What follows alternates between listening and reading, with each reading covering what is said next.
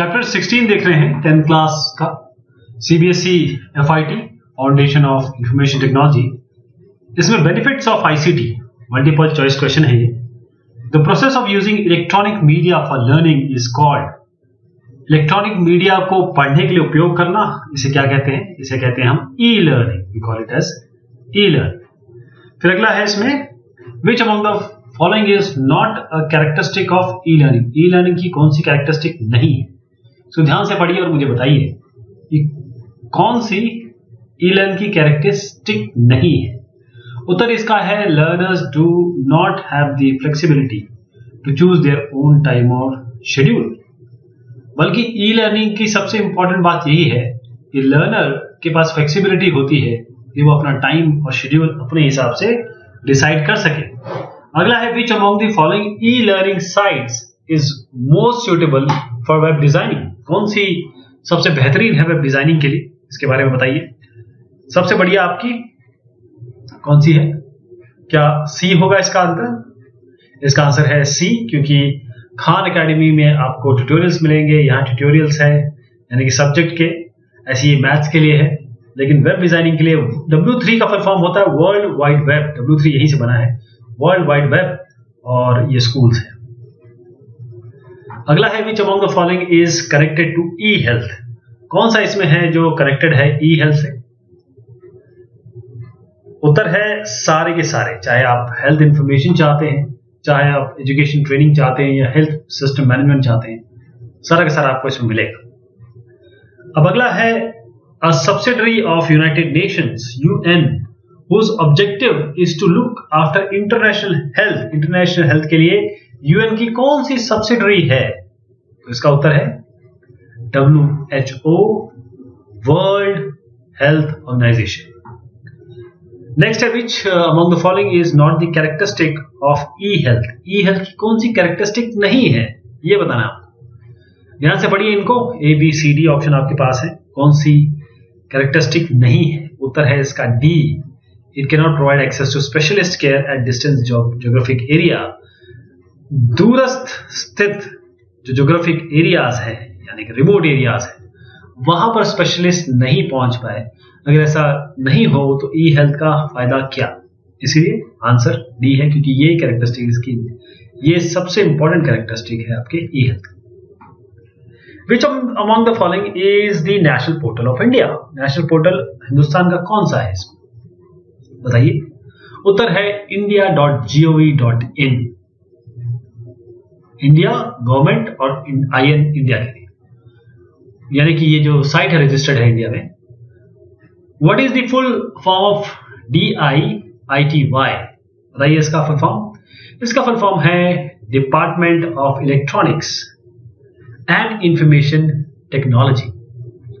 Knowledge economy combines knowledge and education into a dash. तो उसका उत्तर है बिजनेस प्रोडक्ट भी है इसमें और प्रोडक्टिव एसेट भी। Dash refers to the disparity of classification of persons according to their knowledge of ICT and without it। तो इसका उत्तर है digital divide. Digital divide refers to the disparity of classification of person according to their knowledge of ICT and without it। Fill the blanks। The dash self-paced learning modules allow learners to work at their own pace।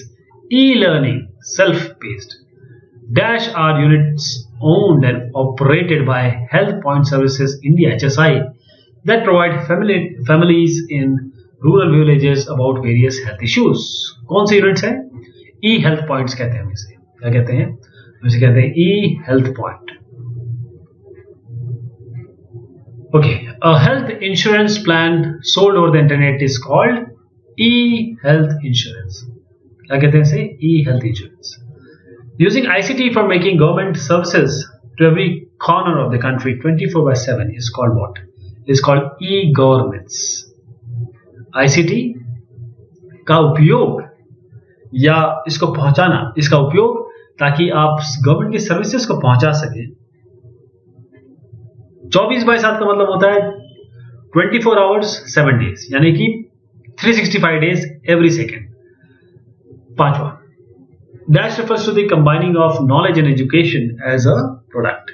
इसे आप कहते हैं knowledge economy. Knowledge economy का मतलब ये refer करता है knowledge को कंबाइन करिए एजुकेशन को as a product. Virtual schools are called dash schools, इसे हम कहते हैं cyber schools. The dash society refers to the type of society that is needed to compete and succeed in the changing economic and political dynamics of the modern world. इसे हम कहते हैं knowledge based society. Dash refers to those individuals that have compulsive desire to check or accumulate news and information. ये होते हैं infomania. Dash refers to the collaboration of people at different geographical location to unite together. इसे हम कहते हैं digital unity. Living or people living in dash areas do not get the benefits of e-governance because of the lack of infrastructure. इसे remote areas कहेंगे। इसका उत्तर है remote areas दूरस्थ क्षेत्र में है, इसके बारे में बात हो रही है। State whether the following statements are true और फॉल्स। हम ट्रू और फॉल्स पे आ चुके हैं। E-governance has increased the transparency of government by putting an end in corruption by removing the middlemen and touts play. ये बिल्कुल सत्य है। E-governance services are available online and helpful for people having no internet connectivity. ये गलत है क्योंकि e-governance e से electronic होता है और चीजें मोस्टली इसमें ऑनलाइन और इंटरनेट कनेक्टिविटी के साथ चलती है। Lack of literacy resulted in lack of awareness, which prevents people from benefiting from e-governance. ये भी सत्य है। E-health allows method to access electronic medical records and the ability to access information about alternative approaches to medical treatment. ये true है। WHO in general looks after the finance of United Nations. ये गलत है। ये World Health Organization है। ये एक subsidiary है यूनाइटेड नेशन की जो हेल्थ के बारे में काम करती है। The e-health point concept built upon the combines proven models to achieve unique synergies and efficiencies. सत्य है। In e-learning, the learners do not choose learning materials. ये गलत है क्योंकि e-learning में लर्नर अपने मटेरियल चूज करते हैं, अपने हिसाब से, अपना टाइम, अपना शेड्यूल और अपना material. In e-learning, the user can choose their own flexible timings. बिल्कुल सत्य है। W3 Schools, World Wide Web Schools is an e-learning site that have a variety of video lessons for free. गलत है, इसमें video lessons नहीं है। ये इसमें केवल आपको कंटेंट मिलेगा HTML पेज पे या वेबसाइट है ये। E-learning gives the flexibility to learn as per his own time. बिल्कुल सही है, अपने समय के हिसाब से पढ़ा जा सकता है। अब शॉर्ट क्वेश्चंस है। How do you think ICT has helped in the field of education? देखिए किस तरीके से ICT ने आज के एजुकेशन को मदद की है। क्योंकि ICT बढ़ गया है, ठीक, ये communication technology, information communication technology, तो इससे जो भी चीज है एजुकेशन की जो चल रही थी उसकी एफिशिएंसी इफेक्टिवनेस बढ़ गई हर एक लेवल पे, चाहे वो फॉर्मल हो या नॉन फॉर्मल सेटिंग। अभी ये आईसीटी की शुरुआत मैं कह सकता हूं क्योंकि डेवलपिंग नेशन है हमारा, जहां पर बुक प्रिंटिंग उसकी चीप है, एक्सेसिबल है और डिलीवरी मैकेनिज्म भी उसका बहुत आसान है। तो डेवलपिंग कंट्रीज जैसे इंडिया ये प्रिंट रिकॉर्डेड ऑडियो और video material, broadcast radio, television, audio conferencing technologies, इन सबको मिला के एजुकेशन को एक नया प्रारूप या नया आयाम दिया जा रहा है। तो वो सब हम तभी कर पाएंगे जब आईसीटी का उपयोग हो। What is e learning? Mention name of 2 sites that provide e learning for free. Learning जो आप इलेक्ट्रॉनिक मीडिया से करते हैं, जिसे हम कहते हैं कि इंटरनेट पे पढ़ना इंटरनेट पे स्टडी करना, उसे हम ई लर्निंग कहते हैं। जैसे लर्निंग फॉर kids.org है, ये दूसरी साइट्स है, ऐसे आपने भी एग्जांपल दे सकते हैं। Give two advantages and disadvantages of e learning. पहले एडवांटेज तो ये है कि आपके पास अपना टाइम है, अपना शेड्यूल है, अपना कंटेंट है कि मैं ये पढ़ूंगा, मैं ये पढ़ना चाहता हूं। लेकिन इसके डिसएडवांटेज ये है कि जिसका मोटिवेशन ही नहीं है या जिसकी स्टडी हैबिट्स अच्छी नहीं है, वो ई लर्निंग पर भी नहीं पढ़ेगा क्योंकि इसके पास अपना टाइम होगा, वो आज का कल का कल और कल का परसों में समय निकाल देगा। इसी तरीके से कि जो ट्रेडिशनल टीचिंग्स का तरीका है, आपके सामने टीचर है, आप उनसे पूछ सकते हैं, आप उनसे बात कर सकते हैं, आप उनकी प्रॉब्लम सॉल्व कर सकते हैं, उनसे आपकी प्रॉब्लम वो सॉल्व कर सकते हैं और फिर 1 to 1 आप सामने बात करते हैं और साथ में आपके दोस्त हैं, यार हैं, उनके साथ आपका कंपटीशन होता है, एग्जाम में आप कोशिश करते हैं कि मेरे अच्छे मार्क्स आए। ये सब ई लर्निंग से थोड़ा मुश्किल होता है। What is e-health? What are the areas in which e-health encompasses? E-health, health care के जितने भी रिसोर्सेज हैं उनको अगर हम इलेक्ट्रॉनिक मीन्स से ट्रांसफर करें या दें या प्रोवाइड करें, उसे हम ई हेल्थ कहते हैं। तो ई हेल्थ में हेल्थ इंफॉर्मेशन आती है, एजुकेशन ट्रेनिंग आती है और हेल्थ सिस्टम के मैनेजमेंट आते हैं, ये तीनों चीज आती है। How does ICT help the government in providing health care services? How does such services help the government? किस तरीके से आईसीटी गवर्नमेंट को मदद करती है हेल्थ सर्विसेज प्रोवाइड करने में, और ये सर्विसेज कैसे एक आम इंसान तक पहुंचती है? देखिएगा, दोनों चीज बताता हूं मैं आपको। जो पॉपुलेशन है, जिस तरीके जब वो एज करती है या उनकी उम्र बढ़ती है, तो बहुत सारे एल्डरली लोग हैं, तो डिसीजेस बढ़ती हैं। क्या होता है कि हमारे पास हर जगह हेल्थ केयर सर्विसेज पहुंचाना पॉसिबल नहीं हो पाता है, क्योंकि मान लीजिए हमारी जनसंख्या 130 करोड़ है, 130 अरब, 130 खरब, जब ये नंबर्स हमारे पूरे विश्व के पहुंच जाते हैं, तो जब इतनी सारी नंबर्स हो जाते हैं तो उन सब तक पहुंचना बड़ा मुश्किल हो जाता है, खासतौर पर डेवलपिंग कंट्रीज की बात कर रहा हूं। अब ये है कि किस तरीके से हम, गवर्नमेंट का काम क्या होता है? गवर्नमेंट का काम ये होता है कि जो जिन्होंने उनको वोट दिया है या नॉर्मल पब्लिक है, उसको फायदा पहुंचाना, उनकी हेल्थ का ख्याल रखना, उनकी हर चीज का ख्याल रखना। तो ये जो आईसीटी है मदद करती है कि रिमोट एरियाज में जो बूढ़े हैं, जो लागीर हैं, जिनको दिक्कतें हैं, उन सब तक ये आईसीटी पहुंचाया जा सके। कॉमन मैन को कैसे मदद कर सके? पहले तो वो इलेक्ट्रॉनिक मेडिकल रिकॉर्ड होगा, वो कभी भी एक्सेस कर सकते हैं, वो अल्टरनेटिव अप्रोचेस देख सकते हैं मेडिकल ट्रीटमेंट के। टाइम बचता है यहां से वहां जाने का, वहां से यहां आने का, पैसा बचता है। पेशेंट की सेफ्टी, यानी पूरा ओवरव्यू होता है क्लिनिकल मेडिकल हिस्ट्री, तो जो एरर, जो कॉम्प्लिकेशन हो सकते हैं, वो सब इससे बचते हैं। Give two advantages and disadvantage of E health. Advantage इसका यह है कि पहले तो आप एक्सेस कर सकते हैं इलेक्ट्रॉनिक मेडिकल रिकॉर्ड को, और कोई और अल्टरनेटिव अप्रोच हो मेडिकल ट्रीटमेंट का, वो भी जान सकते हैं। टाइम बचता है आपका, जो भी कन्वेंशनल हेल्थ सर्विसेज है, लाइन लगी हुई है, हजारों लोग हैं, सुबह जा रहे हैं, शाम को आ रहे हैं, तो जो बीमार है वो और बीमार हो जाता है। डिसएडवांटेज इसमें यह है कि बहुत सारा इंफॉर्मेशन है, आदमी कंफ्यूज हो जाता है और फिजिकल प्रेजेंस नहीं है। देखिए, डॉक्टरी का मतलब यह है, पहले हमारे जो बुजुर्गों का समय था, या अगर हम एंशिएंट काल में समझें, तो जो डॉक्टर थे उनको हकीम वगैरह कहते थे, वो आपकी नाड़ी, आपके नब्ज देख के पहचान लेते थे कि आपको क्या दिक्कत है। लेडीज को तो छूते भी नहीं थे, दूर से पहचान जाते थे कि इनको क्या दिक्कत है। वो जो चीजें थी वो आज भी हैं, लेकिन वो तभी है जब डॉक्टर आपको एग्जामिन करे, डॉक्टर का एग्जामिनेशन बहुत जरूरी है। ये डिसएडवांटेज है इसका। ई गवर्नेंस क्या होता है? 3 साइड बताइए जो ई गवर्नेंस देती है आपको। ई गवर्नेंस का मतलब ये है गवर्नेंस या फिर राज करना, गवर्न करना अपनी जनता को, और उनको सर्विसेज प्रोवाइड करना 24 घंटे 7 दिन, यानी कि पूरे साल भर किसी भी समय। क्या होता है कि सुबह 5-9 बजे ऑफिस होता है, 10 बजे तक शुरू होता है काम, फिर 12:30 तक लंच शुरू हो जाता है, फिर 2 बजे तक लंच चलता है, फिर 5 बजे खत्म हो जाता है ऑफिस। अब अगर इसमें कोई आता है जाता है, या कोई 5 बजे के बाद पहुंचता है, या कोई जिस चाय काल या लंच के समय पहुंचता है, बड़ी दिक्कत होती है उसको। फिर वो बोलता है नहीं, गवर्नमेंट में ऐसा काम होता है, वैसा काम होता है, लेकिन ऐसा नहीं है। अब ये सब चीजें आ गई हैं ई गवर्नेंस। आप इस साइड पे जाइए, जो मिडिल मैन है वो दूर हो गए, और आराम से अपना काम फटाफट कर सकते हैं।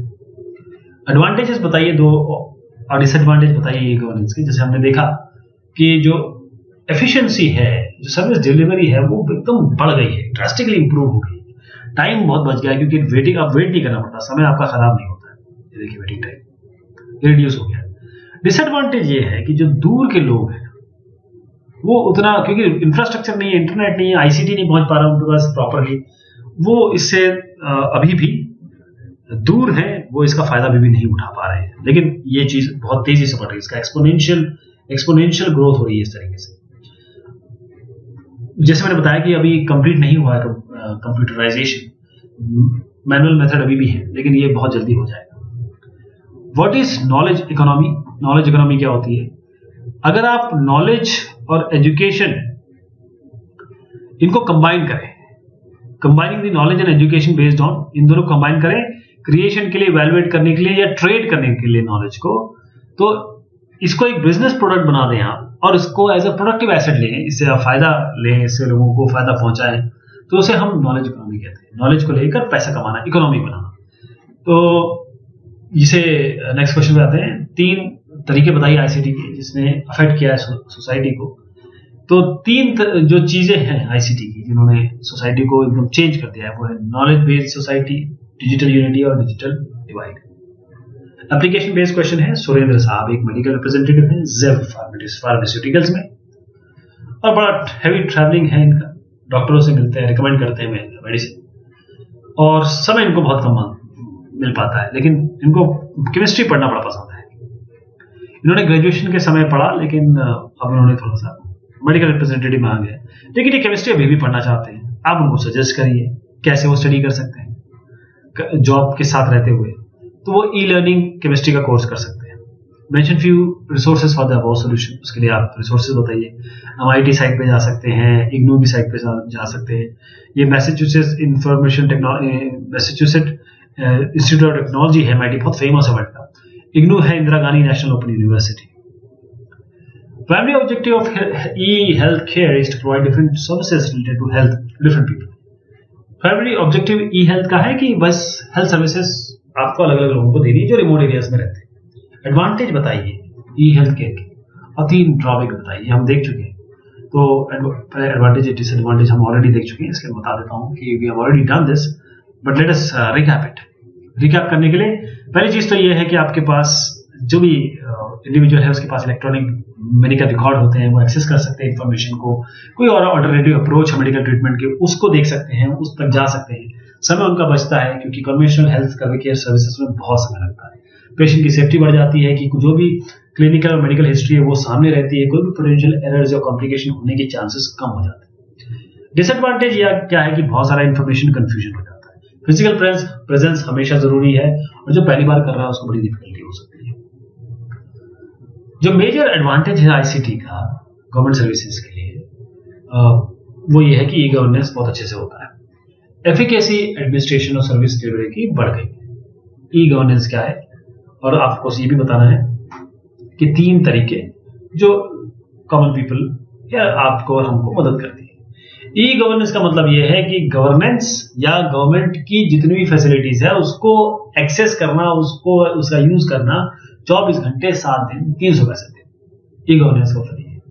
एफिकेसी तो बढ़ गई है, सर्विस डिलीवरी बढ़ गई है, टाइम बच गया है और जो कॉस्ट है वो भी घट गया है। ट्रेडिशनल क्लासरूम में स्टूडेंट जिस पेस से चलता है वो हो सकता है कि उसका IQ या फिर उसका जो पढ़ने का तरीका है या फिर सोच समझने का जो उसकी प्रवृत्ति है, जो स्पीड है वो कम है या ज्यादा है।